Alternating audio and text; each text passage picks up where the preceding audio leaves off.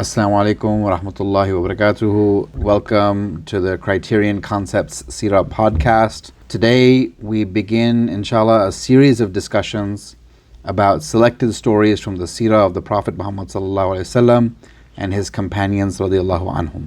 So before we go into the discussion, can you please address the audience and explain what's unique about the Criterion Concepts curriculum and the approach? Assalamu alaikum, Sajjad, and to the audience. So we wanted to approach the Seerah from a little unique perspective. We created a curriculum that was designed to teach critical thinking, situational analysis, and triangular thinking, and move away from binaries, yeses and nos. And we wanted to research the Seerah and evaluate the Seerah in a way that we can contextualize and contemporize. Because generally the Seerah is taught, one, through a chronological approach, or two, through an events-based approach, and three, a very sensational approach. And all of those approaches have their benefits. They have served the Ummah and humanity, but we felt that in order for us to contextualize and contemporize the Seerah, for it to operationalize the Seerah, it had to move to a critical thinking, situation analysis, and triangular analysis approach. Can you talk about what triangular analysis or triangular approach is? Great. Okay, so one of the things that we wanted to do was, proverbs are important in all societies, okay? And we wanted to also create visual proverbs that would help embed lessons in the mind of the learner. Hence, part of what we're doing here is we use the Umar Radiyallahu Anhu series, we play clips on that series, and we've built lesson plans on the series. Okay, so that's how your approach is structured around video clips. Visual proverbs, as you just said. And most important visual proverbs we want to emphasize is that think in triangles, just not yeses and nos and halals and harams.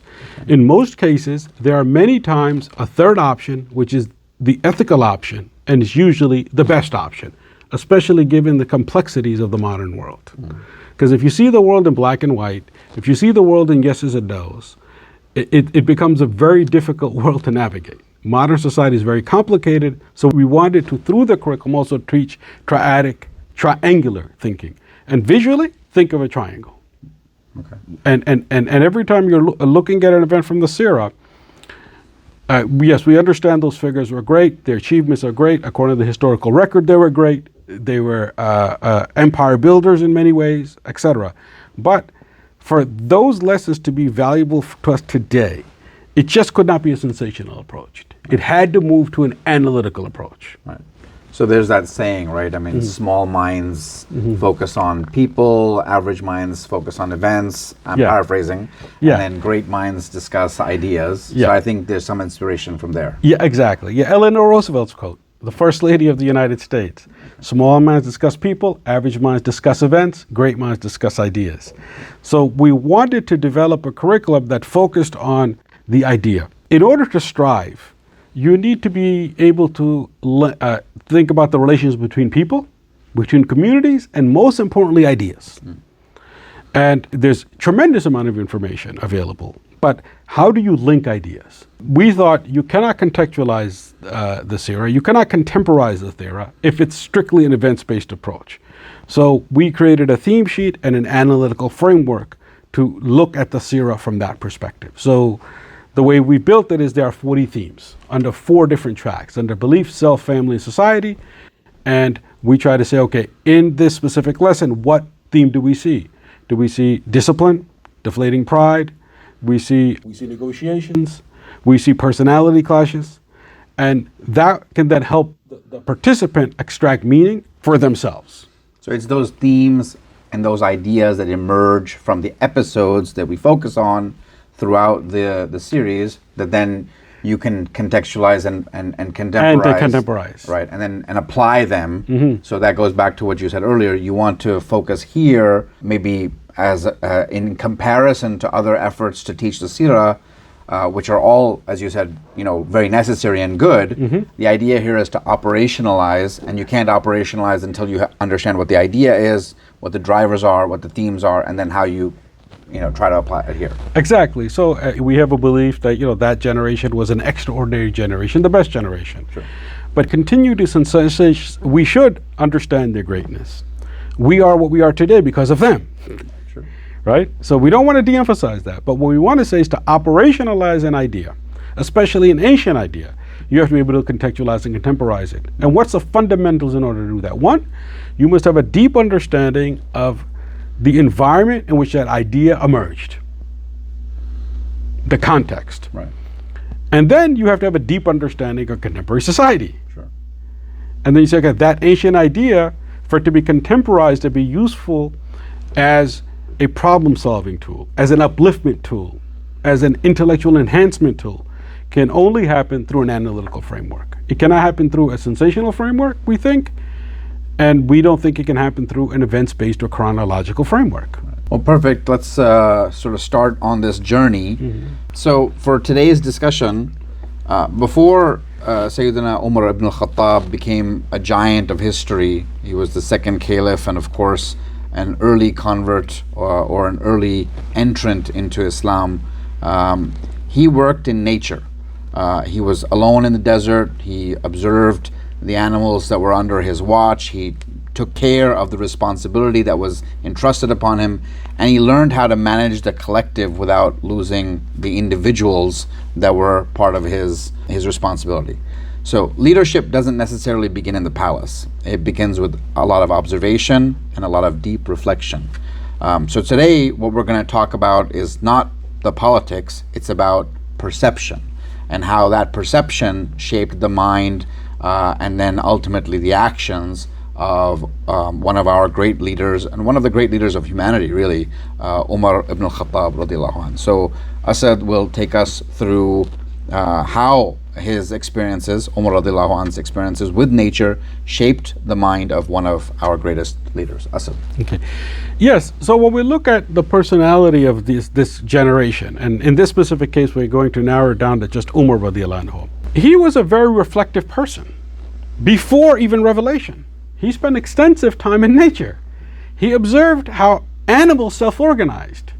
For them, a very important analogy for that society was the lone, the wolf attacks the lone sheep. Right. So if you stray off the away from the herd, that is very dangerous. Right. That's where the person is most vulnerable. And you can see how that analogy, when Rasulullah sallallahu alaihi wasallam starts his message, he appears to them at that time straying from the herd, from the belief system of the herd. So he's a very reflective person. And I think one of the challenges of the modern world is, you can meet someone who's 20 years old and they have never really seen the stars because they have never gone camping due to light pollution. So one of the things to help strengthen character is to have some type of attachment to nature. Right? Like I was talking to one person who was a young man from the inner city, urban areas, camping, and he said something very interesting. He said, Assad, the impact that for a 16-year-old person who's never been camping to catch a fish, to season the fish and eat the fish, it's life-changing. So the importance of attachment to nature. And we see that these people are very attached to nature, to animals, to see how animals self-organize, the analogy of straying from the herd. Another major thing is, at this stage in Umar radiallahu anhu's life, he's not really interested in politics. He's interested in thinking. He's interested even in economic empowerment. He wants to go into business. He wants to enlarge his animal herds. This is what he's looking at. And you can see his understanding of the natural world and how he can draw it to the human condition. Because he's a very reflective person, even being a young man. He must have spent a lot of time alone. In nature, overnight, with no pollution, and no technology. And nobody to talk to.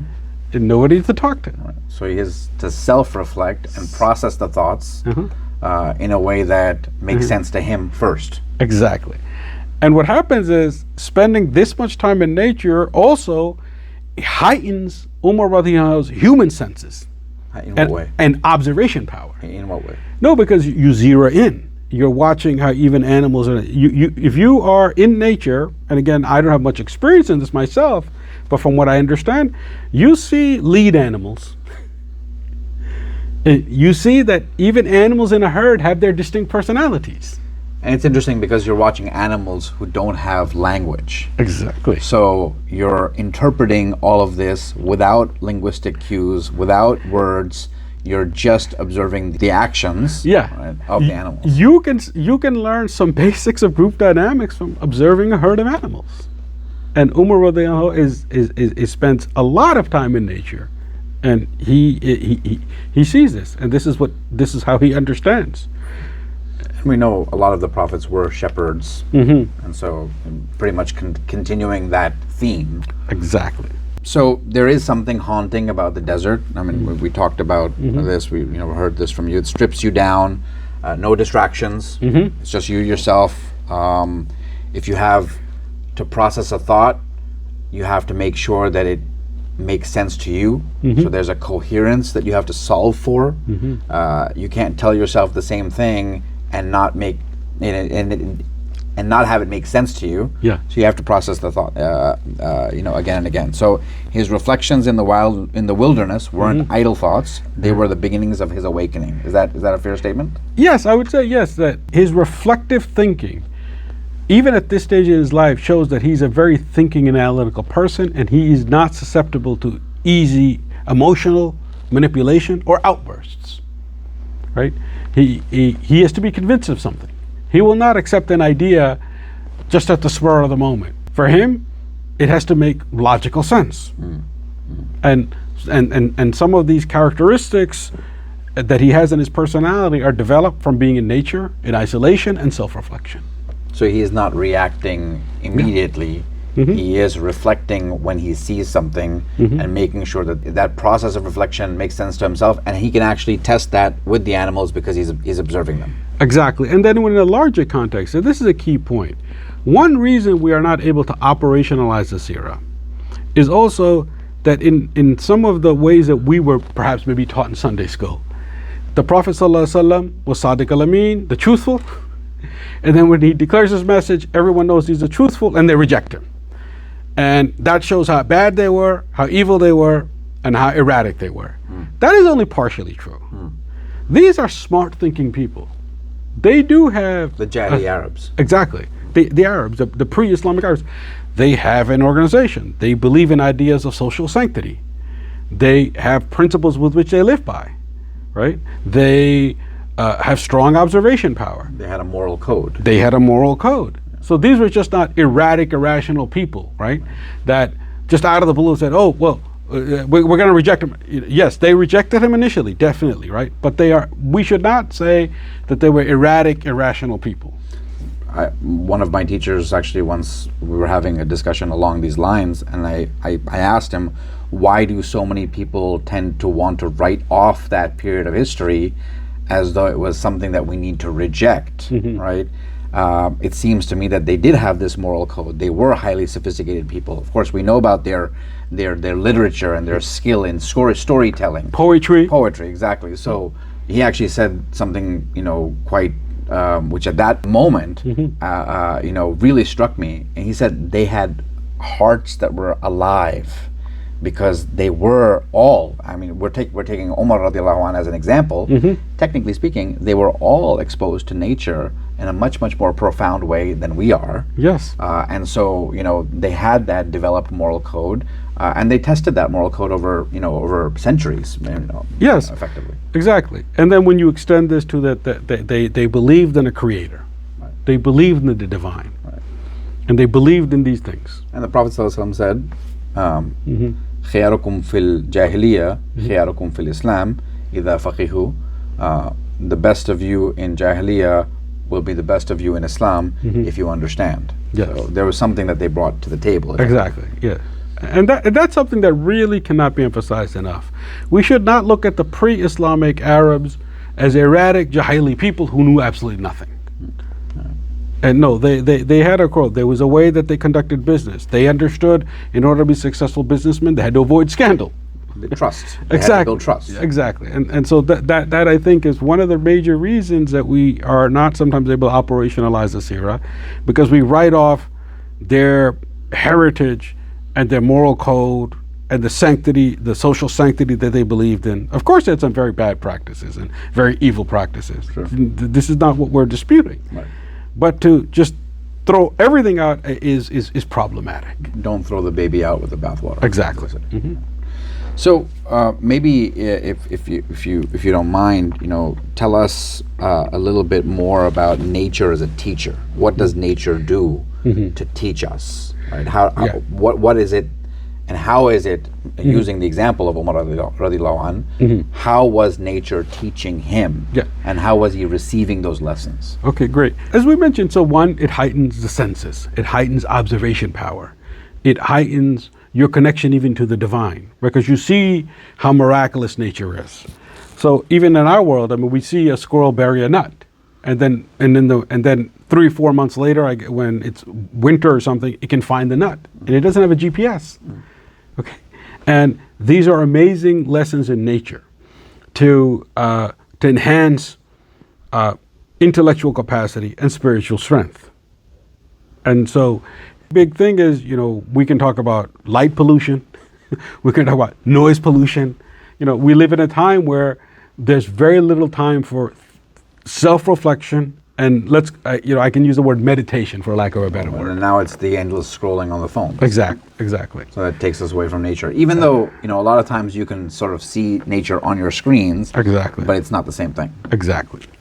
Solitude, specifically, right? So we're talking about nature, and the ulama talk about wahi as being not just in the form of a book, for us, the Quran, and of course all the revealed texts from before that, but wahi also having the form of nature, because these ayat are all around us, right? Yes. So talk to us about solitude. What does solitude do? Why do you need to be alone in nature? What is that doing for Umar radiallahu anh? No, solitude also, again, since we're hyper connected all the time, and there's a difference between loneliness and solitude. So we have to make sure we draw that distinction. Okay, tell us a bit. Well, see, for example, now, you can have 500 Facebook friends, but they're not real friends. People that you may have seldom interaction with in real life. And that's one reason there's a loneliness epidemic. But solitude is important for a person to self-reflect. Like, one of the benefits of COVID, you saw some people said when they were not going to work, they thought to themselves, is this really what I want to do for the next 5, 10, 15 years of my life? Right. And people made career changes because they had a time to be a little isolated, and they had a chance to self-reflect. Now, of course, we know the harms of for a lot of people, since they were in isolation, that it had an adverse effect. That's the loneliness side of the spectrum. That's the loneliness side of the spectrum. But it is important for a person, no matter how busy they are, to self-reflect, to thinking about thinking, what is actually even important to me?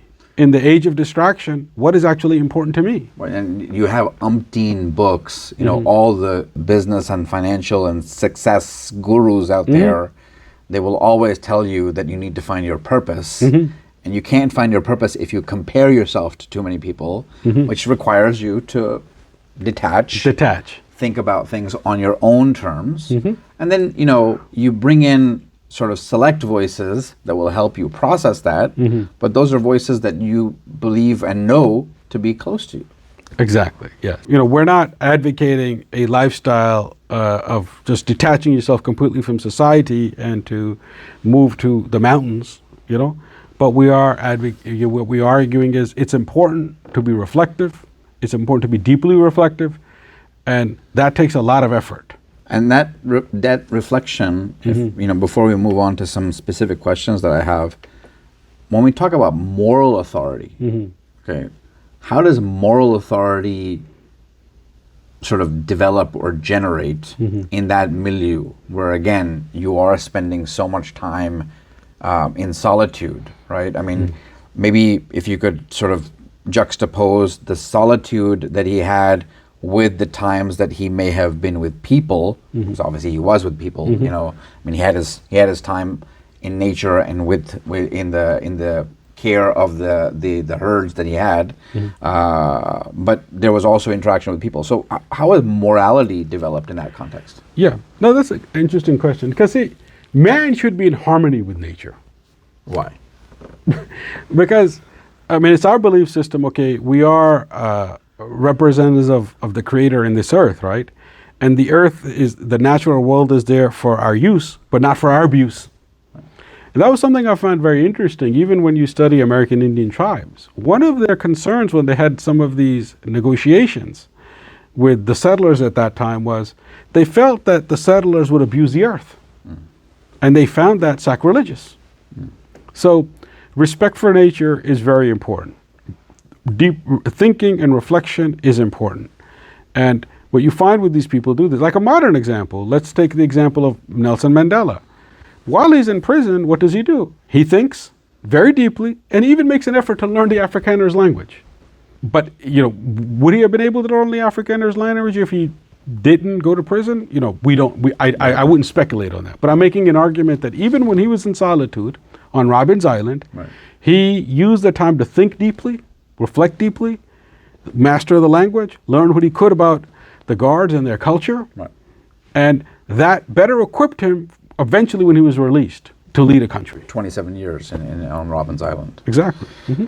So this is a great segue because you talked about him learning language, and you were giving the example of Nelson Mandela. In the scene that we're talking about, right? Umar radiallahu anh talks about the animals that he is, caring for and watching over. He almost talks as though each of those animals, despite the fact that they don't speak, he almost talks as though they have personalities. At least from what I understand, he actually says each animal has this distinct personality, just like humans. So what's the significance of him being able to do that? Well, no, it proves his attachment to nature. It proves his observation power. Okay, if we see a herd of goat, right, we just see a herd of goats. Right. But he sees, okay, which of the goats is the leader in the pack, right? And it's because of his training and his attachment to nature and his deep self-reflection, again. So that attentiveness, that ability to basically discern personality types in animals that don't speak, right? That really don't even bear any resemblance to us. I mean, it's not like he's watching over a group of gorillas or chimpanzees, which are closer to us than than other animals. We're talking about camels, goats, etc., right? So that ability, that attentiveness, that observation power, that being in tune, how does that translate to his ability to lead human beings? Yeah, he understands being a guardian of animals trains him to be a guardian of people later in his life. Understanding how animals organize gives him, he begins to understand organizational development not just through the social context of the tribal order. He also begins to understand organizational development through the herding of animals. So this is a major thing, and it gives him interpretive powers. Interpretive powers. Yeah, like he can interpret the relationship, right? And then he doesn't see things in isolation, right? For example, when he actually says, the wolf is going to attack the lone sheep. So this is a very powerful lesson in that society, because if you are separate from the tribe, you have no tribal protection, your very physical safety is in danger. And he also understands this in a social context with the tribal social order, and he understands it within the context of animals. Your physical safety, and it's actually your life. Exactly. In that case, the wolf attacks and the sheep is gone. Exactly. Right. And so this observation power that he develops, that's very keen and very sharp, right? He uses this later in his political career. Any examples that you might? Well, you see, Umar radiallahu was a very reflective person. So, for example, for those of us who spent time in the corporate corridors of America, right? This is very important, right? You are even in intense negotiation. People are saying one thing, and their body language is saying something different. Right. Okay? And how strong is your power of perception? Right. You need to be able to read all sorts of signs. Not just verbal. At the negotiating table. Exactly. Right. And you can see Umar radiallahu, he understands this. Sure. He understands this from a very early age. And then he deploys that. And he deploys that. Not exactly in the context that, so we're using the boardroom. There were no boardrooms, but there were decision-making councils, for lack of a better word, right? And he was deploying it, maybe just one thing before we move on, but he was deploying it of course, when he was Khalifa, he Yes. was deploying it. But before he was Khalifa, he was also deploying it. Exactly. Yes. This is a lifelong endeavor. This is the point that we're supposed to seek knowledge from the cradle to the grave. So this is an ongoing process. So. Great. Well, I appreciate all the insights into Umar radiallahu anhu's experience. Let's talk a little bit about sort of where we are today, right? Our current systems, they don't really reward observation. They don't really encourage people to take that type of time out, right? How could we maybe encourage people to incorporate this type of training into their lives, into their experiences, for home, for work, for community work? Like, what kind of lessons can we draw from this, or rather, how can we operationalize it today? That's a better question. Yeah, but I think one fundamental thing is no matter how busy you are, you have to have time for self-reflection, because you can't improve without self-reflection. You need self-awareness, then self-reflection, and just the era in which we are in is we're generally constantly busy. Like, I know nobody who works 40 hours. You're always connected. Exactly. And then you have the other connections. So this issue of self-awareness and self-reflection is vital for long-term satisfaction and success in whatever is important to you. That's a key thing. So this is why when you go to Germany, what do people do to de-stress? They go to walk in a park. We know in Asia also, I mean, people get up in the morning. You'll see this a lot in China and other places. First thing they do is get up in the morning, they'll go to a park, they'll go out into nature, experience that, and then they'll start their day. Exactly. Yeah. So that's the thing, attaching yourself to nature, taking care of yourself physically, walking, these types of things are all important for us to be productive, because everything is productive. And I think a lot of people are now realizing, especially post-COVID, is this really how I want to lead 10, 20, 30 years of my life? 70, 80-hour work weeks, not having a chance to really reflect, right? In Arabic, the word for universe or existence is kawn, right? And I had an interesting reflection some time ago, which I shared with one of our scholars. It's interesting, if you sort of maybe step away and you think about, many of us speak Urdu. And it's interesting because if you ask somebody, aap kaun hai? Or if you ask yourself, because you're talking about self-awareness, main kaun hu? It's the same word. Kaun in Arabic and main kaun hu in Urdu. You're actually basically telling yourself that you have a place in this universe.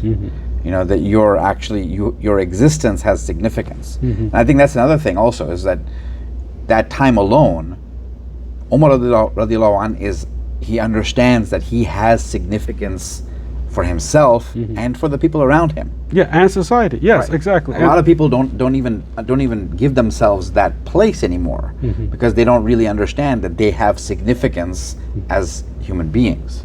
Yes. No, and that's why we said, like, the idea of relationships, right? Relationship between people, communities, and most importantly, ideas. And so, okay, we're in the era of specialization, super specialization, super specialization. Every field is going down this track, right? Right. But this idea of being able to draw relationships between people, between communities and ideas is vital for the health of humanity. And I think that was one of our motivations for building the curriculum the way that we did. How do you show a relationship between ideas? These are not isolated, random events. There's a hand behind all of it. Right? And then there's some causation. Is that what you're saying? Exactly, yes. And so how do you read behavioral patterns, right? Like, even in interviewing, what do they tell us? The biggest predictor of how you're going to act in a job or perform in a job is your previous performance. Right. It's a field behavioral interviewing. Right. And so being able to look at this and to develop those skills are vital. So in the sort of continuation of how we contemporize this, how we apply it today, what's the modern equivalent of tending to a herd? Well, not everybody can do that. No, we can do what we can, right? I mean, everyone, I live in an environment where I couldn't have even a chicken in the backyard. Right. But But at least it's grasping at least fundamentally the idea. Okay, then if you can change your day-to-day life in some way, then okay, you go even on a 10-minute walk. But there's another key thing here that should not be overlooked. If you have interaction with animals, they're a living creature. You heighten your empathy. Because you're responsible for the animal. Exactly. And we're seeing one of the major challenges is we're seeing that people may not be as empathetic. Well, And again, due to the digital age. Sure. And so this is why, and human beings, we fundamentally believe human beings are generally fundamentally good. They don't generally want to harm people. No, And so again, attachment to nature, attachment to animals will help enhance empathy. So, you want your children to go visit a farm. Obviously in the era in which we live, unless you're living on a farm, you can't do it daily. But you can still make sure that they're able to do this at least once a year. Sure. And these type of things, So it's really working those consciously. Right, consciously working that into your schedule. Right. And making sure that there's breaks, maybe on a daily basis, ideally, Mm-hmm. but then not just doing it on your own. You have to encourage others to do it on their own if they can, but also as groups as well. Exactly. Yeah, because again, sure, we want all of our children to get good grades, that they get into a good university, and we understand that, right? But our drive should be to create a holistic, healthy human being. Right. And one of the most important ways to do this is through nature. And we see this from the first generation. Their attachment to nature, their love for their animals, their love for their camels, the way that they treated the natural space, right? The way that they shared water from a well, like all of those things, like sharing With water animals from and with other human beings. with other human beings, and that also helps, foster a healthy society and a healthy human being who's empathetic. I think we can also, as we close off, the Prophet ﷺ himself, his experience in nature shaped even the experience of the first revelation. Yes. Being on the Ghar Hira, right? Exactly, on Jabal Nur, on the Mountain of Light, as it's known. That's a time for reflection and really thinking about what's going on around him, what should change, reflecting on whatever he's doing. Is it working? Is it not working? Well, fantastic. Assad, as we close off, is there anything else that you want to maybe include or mention to the viewers? Yeah. No, I think part of the reflective process in this is when we're studying the Seerah, we should be asking questions. See, half of knowledge is saying, I don't know. The other half of knowledge is asking good questions. So we've piloted this curriculum with imams here in Chicago, 3 of which spent 18 years at Al-Azhar. And the curriculum is 415 lessons, the entire body of knowledge, and 8,000 slides. Wow. And it has 2,000 probing questions. MashaAllah. So to just encourage people to ask questions, because if you're saying I need to understand this better, so one, and that's very vital. And then reflective questions. There's a difference between probing questions and reflective questions. Like, how does what we talked about in the Seerah apply to me? Give an example. 2, what in this makes me proud to be part of this intellectual tradition and part of the human family? Because that's important, right? Yeah. 3, what one action item do you think you would want to perhaps modify slightly, change? Okay. Based on your context. Based on your context. Right. Like, what character strengths are highlighted in this lesson? This is perseverance. This is patience. This is observation, right? And then also in the age of distraction, what is important to me? Not to Assad Koshul or to Sajjad Chowdhry or the professor, right, but to me. Right.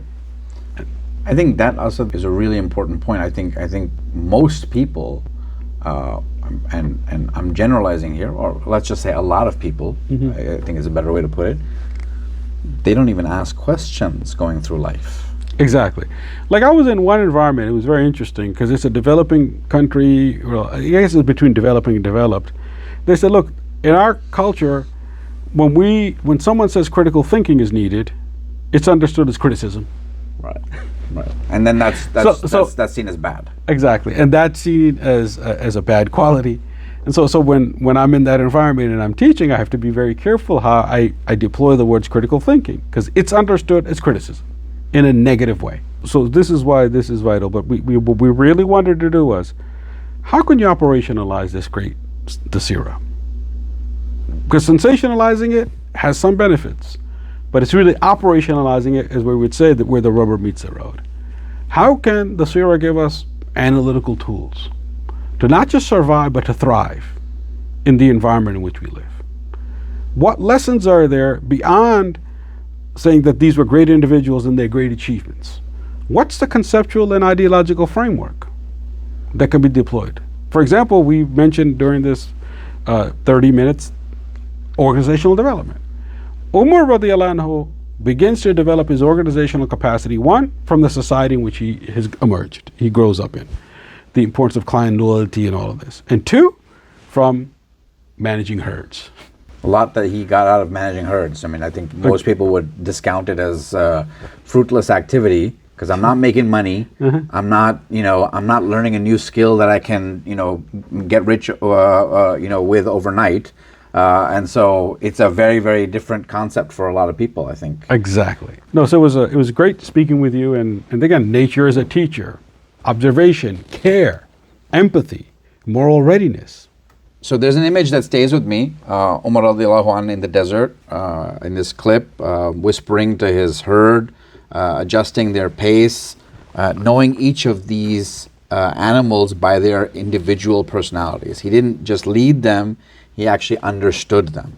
And later, when he led people, he remembered what he learned from this experience. So the reflection for this session is, what are the quiet, undramatic spaces in your life right now that you can go to, that you can retreat to, and what might they be training you for? Because there's greatness in each one of us. That's part of what God has given us. And to discover that requires those spaces. As you heard Assad highlight, this discussion is part of a series that we are doing to highlight a much, much larger program, which you can learn about at the website at the bottom of the screen. Visit the website. You can then sign up, enroll for the curriculum and the entire course, which is over 415 lessons. 415 lessons on the Seerah of the Prophet ﷺ, as well as the lives of the Khulafa Rashidun. The Khilafah Abu Bakr radiallahu anhu and Umar radiallahu anhu. So it's just those two Khulafa. In any case, join us for the next session, and we'll be talking about more lessons from the Seerah and the lives of the companions.